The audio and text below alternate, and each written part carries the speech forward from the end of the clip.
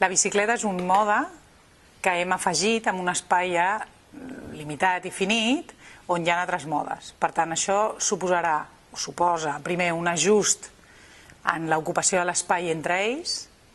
Clarament no es diu la paraula conflicte perquè és molt forta, però ja, diguem-ne, a l'espai públic lluitem, per dir una manera, hi ha un conflicte d'ocupació entre el cotxe privat, el transport públic, el peató i la bicicleta.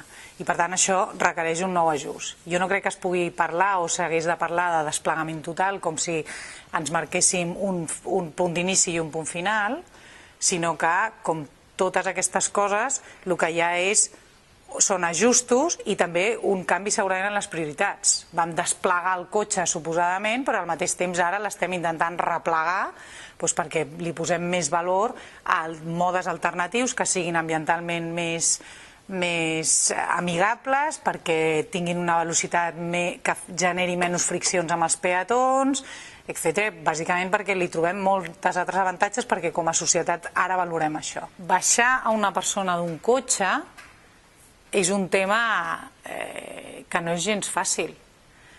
I a més, jo crec que com a societat també som molt hipòcrites amb això. Perquè a la tele la tele ens segueix venent els anuncis, però ara els cotxes ens els posen en uns paratges on no hi ha persones, mai surt fum d'aquells cotxes, evidentment, uns paratges espectaculars on el que et venen és no el cotxe, sinó el sentiment que tu tens, l'experiència que tu tens d'anar amb aquell cotxe. Els cotxes, com a producte, tenen darrere una quantitat d'activitat econòmica brutal, de la qual al mateix temps la pròpia societat depèn. Vull dir que, clar, aquí tenim un cercle on la foto no és tan fàcil de calibrar. Si no tinc mal entès, als Estats Units per primera vegada ha baixat el nombre de cotxes matriculats i de carnets de conduir. Jo crec que les generacions que pugen tenen una relació amb el vehicle, amb el cotxe tradicional molt diferent. Si anem a cotxes elèctrics o híbrids, el seu tamany també es redueix i, per tant, tot això generarà un espai, o sigui, un restant que ara no tenim i que segurament ens ajudarà a reubicar això. Des de l'administració es poden fer coses? Sí, es poden fer i se'n fan. També hi ha un tema de comportament, també hi ha un tema de conscienciació, també hi ha un tema de ser conscients de que per treure el cotxe no només li hem de posar difícil a la gent, sinó que les alternatives han de ser fàcils i atractives. Això no sempre va de la mà, perquè les competències no necessàriament estan distribuïdes administrativament, de manera que si una ciutat decideix fer això, té la competència per aportar el transport públic que realment requereix. Jo crec que s'han fet passes i se'n fan, i és una cosa que està en l'agenda de les ciutats. També costa trencar comportaments ja consolidats, de la mateixa manera que ara ens sembla supernormal la peatonalització de carrers. Això, la primera vegada que se'n va parlar d'això en aquesta ciutat, el comerç li va agafar un patatús, i ara ja hem entès que els carrers peatonalitzats, de fet, des del punt de vista comercial, funcionen molt bé. Quan tu tindràs a la butxaca, a través del teu mòbil, accés a un munt d'informació que podràs gestionar per decidir com et mous en cada moment. El que segurament demanaràs és la màxima llibertat possible. Per tant, un cotxe potser pot ser un problema i no una solució. La gestió d'aquesta informació ens farà molt més... Per una banda, fa riure perquè ens farà inclús més lliures segurament que la llibertat que ens venen molts anuncis de cotxes. Però, per altra banda, també ens permetrà ser molt més adaptables. Ara, el repte aquí serà en la capacitat que tinguin, i aquí sí són les administracions, d'ofertar un tipus de serveis que absorbeixin aquesta... Clar, perquè si jo no tinc metro, llavors sí que tinc un problema. Però clarament tu surts pel matí amb una idea i tindràs l'agenda clara d'on has d'anar, com hi arribis a cadascun d'aquests llocs al final del dia no té per què ser el planning que tu t'has muntat al principi. Això és el que vull dir. Venim d'una tendència regular homogenitzant, per tant, o a la calçada, o a la vorera, o en carril propi,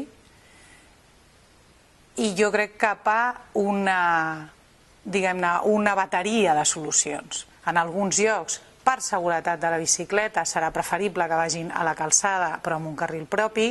En altres llocs serà completament incompatible amb un cotxe si aquest cotxe li hem rebaixat suficient la velocitat perquè no sigui un perill, no només del cotxe a la bicicleta, sinó també de la bicicleta al cotxe, perquè diguem-ne que t'aparegui una bicicleta per al que va conduint amb un cotxe tampoc és agradable. Per tant, la seguretat és en les dues direccions, i en altres llocs serà preferible que vagin per la vorera d'una determinada manera i sent conscients que allà hi ha peatons, i per tant també hi ha unes normes bàsiques de convivència de la mateixa manera que no ens anem donant cops pel carrer, i hi ha unes normes mínimament, no estan escrites, però tothom sap mínimament com ha de caminar, no? I com ha de circular.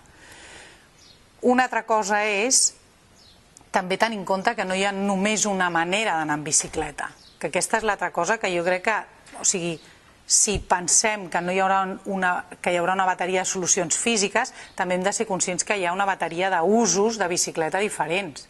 Clar, no és el mateix la mobilitat obligada a traslladar la bicicleta que una mobilitat molt més de lleure, familiar. No és el mateix una criatura de 6 anys o 7 anant amb una bicicleta en línia amb família que uns adolescents amb una bicicleta, on no hauria, que inclús ens donaria solucions híbrides que no, perquè no en determinades hores es pot utilitzar l'espai que en altres és del cotxe per bicicleta, perquè com que és un període de lleure podem ampliar aquest espai. Tot això és clarament a la tendència a la que anem. Cada vegada veurem més una gestió dinàmica d'aquests espais, per lo que dèiem al principi. Com que l'espai físic és limitat, no podem començar a tirar edificis per ampliar els carrers infinitament, el que haurem de fer és una millor gestió d'això. El bicing jo crec que ha sigut una bona aposta, moltes ciutats del món ho han fet, però crec realment que s'ha valorat positivament. Segur que tenen incidències, segur que es poden millorar coses, segur que els usuaris tenen tot el llistat de pormenores, etc. Però com a gest, a veure, jo crec que és molt, que la idea de posar a l'abast dels ciutadans un servei d'aquest tipus, d'una mobilitat molt concreta, molt acotada, té molt sentit, diguem-ne, per promoure precisament l'ús de la bicicleta. Perquè en el fons comprar una bicicleta, per el que dèiem abans, és tot un... no és com comprar un cotxe, evidentment, però ja és una decisió d'anar a un lloc, comprar una bicicleta, fer una despesa, després pensar on la guardes, etc. Seria interessant veure quanta gent del bicing després ha optat per dir doncs mira, ara em compraré una bicicleta, que no necessàriament substitueix l'ús que fa del bicing. Aquesta situació del moviment més de muntanya a mar i no a la inversa, jo crec que això era una cosa, no sé si la paraula és previsible, però era d'intuir, no sé, potser una solució futura és que tinguin una ajuda amb les bicicletes aquestes híbrides elèctriques que després t'acompanyin cap amunt. Clar, les bicicletes seran més cares, el seu manteniment segurament serà més car, però potser el que ens costa anar tirant-les amunt, clar, tot això és que són adaptacions, vull dir, no... Tothom s'adapta i el que serveix és que l'ús va identificant quines coses s'han d'ajustar, no? Però jo crec que en general una cosa que està bé, a més, és que no sé si no ho estic dient ni amb dades ni res, però la percepció que un té és que, a més, va ser un servei que quan es va posar, diguem-ne, quan es va desplegar el bicing, era una cosa d'aquelles de tornar a posar l'atenció en què utilitzes si ets ciutadà de Barcelona, si ets barceloní. Això no és les bicicletes que es lloguen pels turistes o que es lloguen de grup, no.